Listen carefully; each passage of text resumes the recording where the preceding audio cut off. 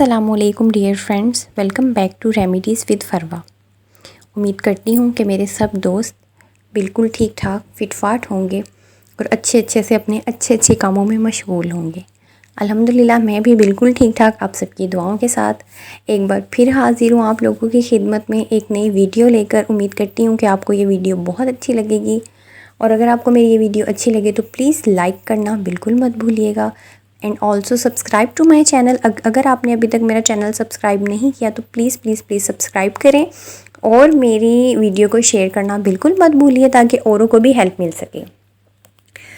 तो video start करते हैं। आज मैं आपके लिए जो टॉपिक लाई हूँ वो ये है कि हम अपने बेबीज़ को सॉलिड कब इंट्रोड्यूस करवाएं। अक्सर जो मदर्स हैं वो यही सवाल करती हैं, जो स्पेशली जो न्यू मॉम्स बनी होती हैं जिनका पहला बेबी होता है, वो यही क्वेश्चन करती हैं हम अपने बेबी को सॉलिड कब इंट्रोड्यूस करवाएं। तो मैं आपको इस वीडियो में इसका आंसर करने वाली हूँ। ठीक है, वीडियो को लंबा नहीं करूँगी, हमेशा की तरह आपको शॉर्ट वीडियो में ही आपकी प्रॉब्लम का सलूशन बताऊँगी। तो आपने जो है बेबी को 6 मंथ तक जो है डॉक्टर्स सजेस्ट करते हैं कि आपने 6 मंथ तक सिर्फ मदर फीड पर रखना है और 6 मंथ के बाद आपने उसे सॉलिड इंट्रोड्यूस करवाना शुरू करना होता है। तो ऐसा है कि आप 6 मंथ तक जो अपने बेबी को सिर्फ मदर फीड पर रखें और उसके बाद जब वो 6 मंथ का पूरा हो जाता है तो फिर आप उसको देना स्टार्ट करते हैं। लेकिन अगर आपका बेबी मतलब फूड में इंटरेस्टेड है, आपको ऐसा फ़ील होता है आप कुछ खाते हैं वो उसको देखकर अट्रैक्ट होता है, मांगता है, कुछ उसका दिल करता है कोई और चीज़ खाने को मदर फीड के अलावा, तो आप एक काम और कर सकते हैं कि आप उसे बिल्कुल लाइट सा कोई मतलब जब 5 मंथ में वो एंटर हो जाए बिल्कुल पतला सा आप सेरेलैक बिल्कुल लाइट हल्का सा करके आप उसे दे सकते हैं। मतलब थिक ना बना हुआ हो, पतला सा आप उसे दे सकते हैं।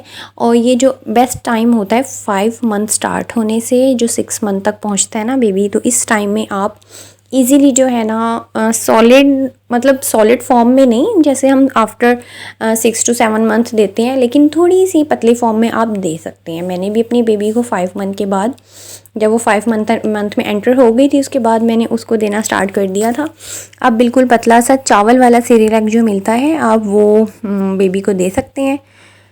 और जो बेबीज़ मतलब मदर फीड पर ही होते हैं उनको तो खैर इतनी ज़रूरत नहीं होती, डॉक्टर्स यही सजेस्ट करते हैं और यही कहते हैं कि मदर फीड जो होती है वो उसके अंदर वो होल फीड कहलाती है। मतलब उसके अंदर आपको पानी भी बेबी को पिलाने की ज़रूरत नहीं पड़ती है, कैल्शियम आयरन जो भी बेबी की बॉडी को नीड होती है वो मदर फीड में उसको पूरी होती रहती है।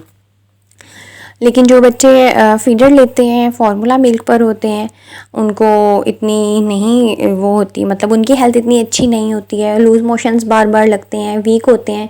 तो मैं हमेशा यही कहती हूँ और आप लोगों को यही सजेस्ट करूँगी कि कोशिश कीजिएगा कि आप लोग उन्हें मदर फीड पर ही रखें। एटलीस्ट 6 मंथ तक तो आप मदर फीड पर ही रखें और इसको आगे से फिर कंटिन्यू 2 ईयर्स तक रखना होता है।